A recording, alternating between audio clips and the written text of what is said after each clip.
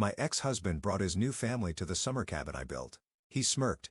"You can't do anything about it," cried in court. But he didn't know it's no longer just a cabin. The letter trembled in my hands as I read it again. My lawyer's neat handwriting doing nothing to soften the blow. Per the court's decision, Mr. Campbell retains partial access rights to the lakeside property. I crumpled the paper, my fingers turning white at the knuckles. My name is Phoebe, and my ex-husband just won the right to use my cabin, the one thing I fought hardest to keep in our divorce. The same cabin I spent 3 years renovating while he was busy building his new life with Rebecca. "You can't do anything about it," cried in court.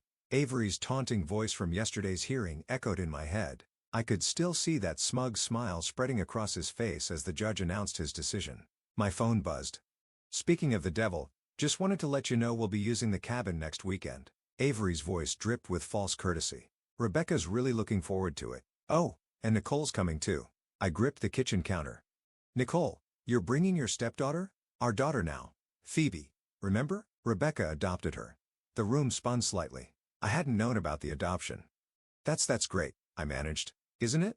We're finally a real family. The kind you never wanted to give me." The line went dead before I could respond. I grabbed my keys and jacket, needing to see the cabin one last time before they invaded it. The drive up was familiar. Every curve of the road etched into my memory like the growth rings of the trees surrounding my sanctuary. As I pulled up, the afternoon sun caught the new windows I'd installed myself, the deck I'd rebuilt board by board, the garden I'd planted with my own hands. "I thought I'd find you here." I turned to see Skylar walking up the path, her familiar red boots crunching on the gravel. My best friend knew me too well. "How bad was it?" she asked, joining me on the front steps. "He gets it every other weekend, plus holidays." My voice cracked. "And he's bringing them next weekend, his perfect new family." Skylar's eyes narrowed. "That entitled bastard, after everything you put into this place?" 3 years of work, every spare dollar I had. I stood up, pacing the deck. "You know what the worst part is? He doesn't even want the cabin. He just wants to prove he can take it from me. So what are you going to do about it?" I stopped pacing. "What can I do?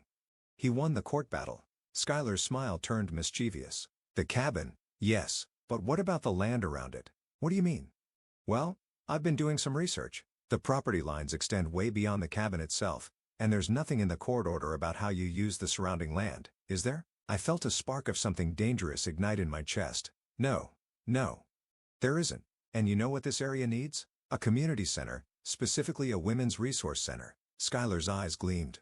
"Imagine Avery's face when he brings his perfect new family up here only to find himself surrounded by the kind of independent, empowered women he tried so hard to control."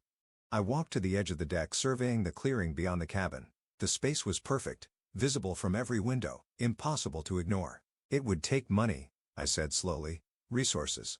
I know some people, including a journalist named Valentina, who'd love to cover a story like this." My phone buzzed again. Another text from Avery. "BTW, having professional photos taken at the cabin next month for Rebecca's social media. Hope you don't mind." I showed Skylar the message and she laughed. "Oh, this is too perfect. You know what they say about karma? That she's a patient bitch." "Exactly." Skylar linked her arm through mine. "So what do you say? Ready to give karma a little push?" I looked at the cabin, my cabin, and felt the weight of every dismissive comment, every manipulative move, every cruel jab Avery had ever thrown my way. Then I thought about Nicole, his stepdaughter, being drawn into his web of control. "You know what?" I smiled for the first time that day. "I think it's time this place lived up to its potential, not as a weekend getaway for Avery's perfect family photos, but as something that actually matters." Skylar squeezed my arm. "That's my girl. Let's make some calls." As we walked back to our cars, planning our first moves, I couldn't help but glance back at the cabin. Avery thought he'd won. Thought he'd finally broken me, but he'd forgotten one crucial thing. I'd rebuilt this place from nothing once before. I could do it again. Only this time, I'd build something he couldn't touch.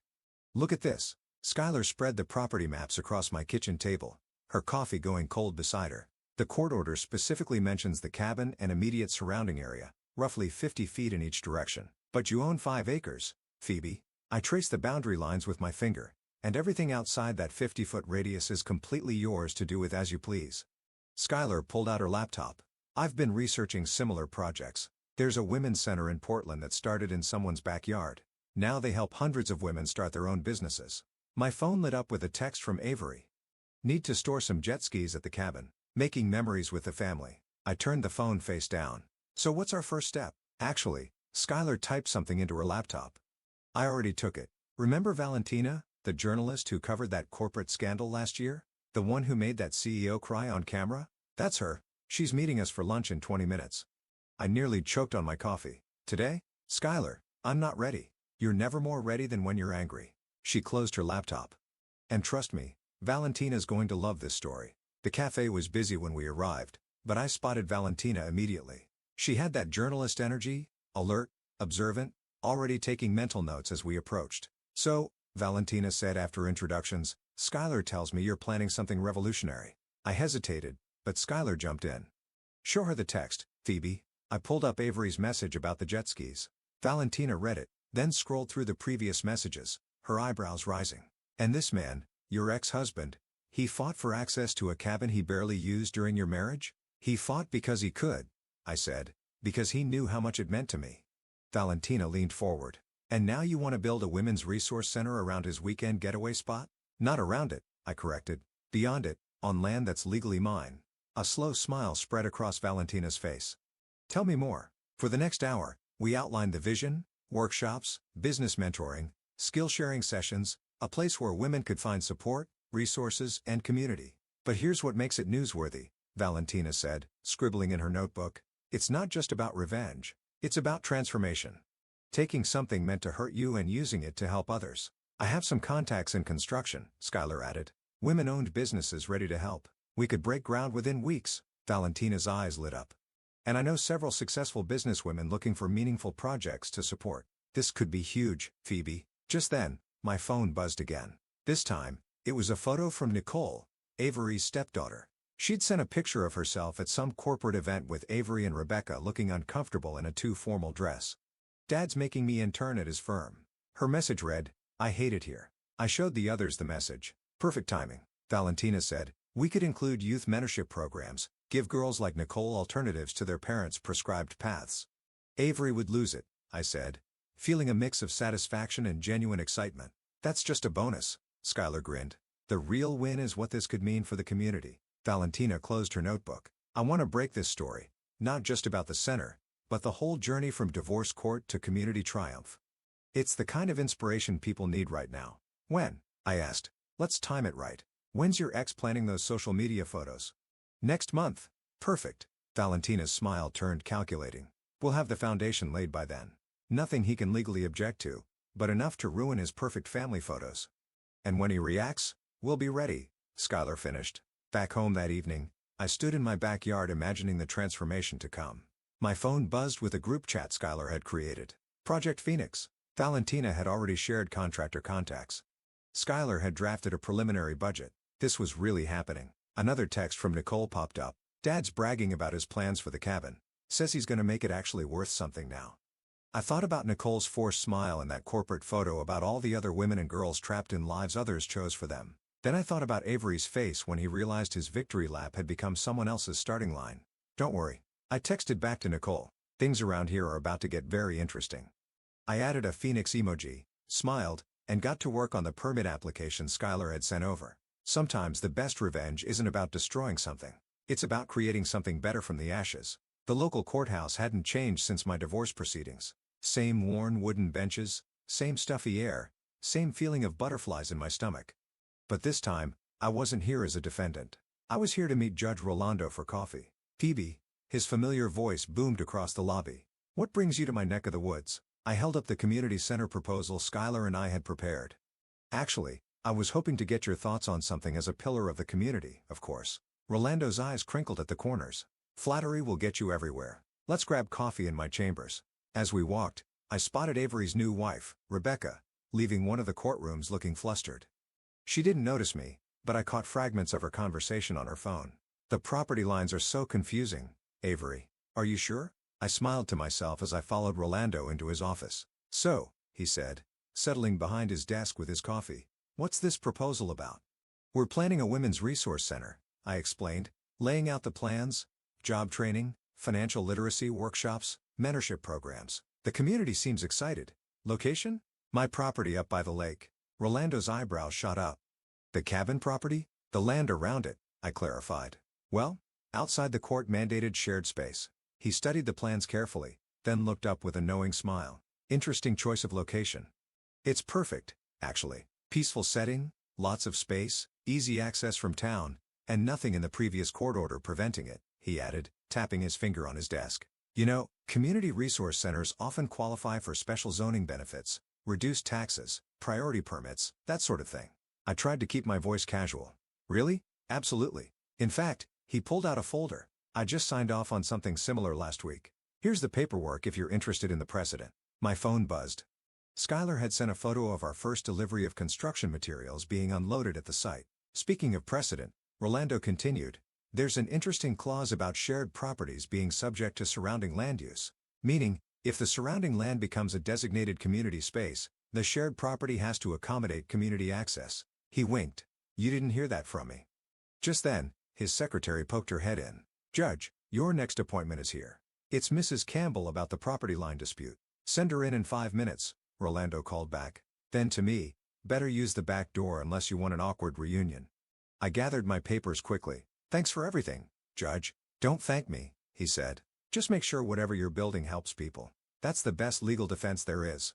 I slipped out just as Rebecca entered through the main door, clutching a stack of papers and looking worried. Back at the construction site, Skylar was directing a team of workers while Valentina interviewed local women who'd stopped by to see what was happening. How'd it go? Skylar asked as I approached. Better than expected. We might have more legal leverage than we thought. Perfect timing. Valentina joined us, recorder in hand. Because word's spreading fast, I've got 3 local business owners wanting to sponsor workshops, and the women's shelter in town wants to partner with us. And look who else showed up.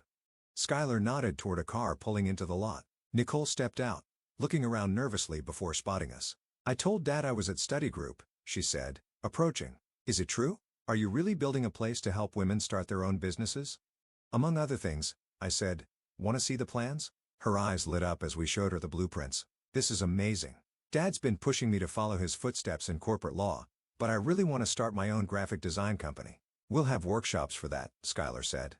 Marketing, business planning, everything you need. Nicole's phone chimed. Her face fell. It's Rebecca. They're looking for me. Better go, I said. But Nicole, you're welcome here anytime.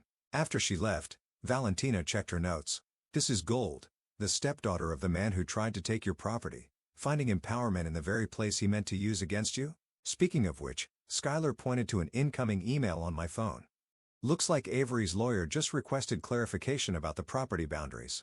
I thought about Rebecca's confused face at the courthouse, about Nicole's dreams of independence, about all the women already rallying around this project. Let them ask questions, I said, watching the construction crew break ground. Every answer they get is just going to make our foundation stronger. Rising from the ashes, local woman transforms divorce battle into community triumph. Valentina's headline blazed across the front page of the local paper. I stood at the construction site watching women stream in for our unofficial opening day. The article clutched in dozens of hands. This is insane, Skylar whispered, surveying the crowd. We expected maybe 50 people. There must be 200 here. The center had come together faster than we'd imagined. 2 buildings flanked the main courtyard.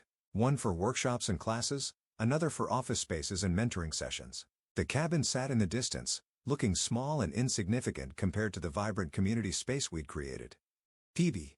Valentina rushed over, phone in hand. The article's gone viral. 3 major news networks want interviews, and Rising Phoenix is trending locally. A commotion at the entrance caught my attention. Avery stood there, newspaper crumpled in his fist, face red with fury. Rebecca hovered behind him, looking uncertain, while Nicole lingered even further back, trying to hide a smile. What is this? He demanded, storming over and waving the paper. You turned my property into some sort of feminist commune? Your property?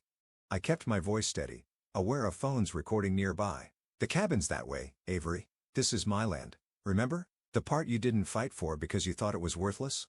You planned this, he sputtered. You deliberately built a community resource center that's already helped 30 women start their own businesses. Valentina cut in smoothly, her recorder visible. Would you like to comment on your opposition to local economic growth, Mr. Campbell? Avery's mouth snapped shut as he finally noticed the cameras. Rebecca tugged at his sleeve. Honey, maybe we should know. He jerked away from her. This was supposed to be our family retreat, our perfect getaway. Look what she's done to it.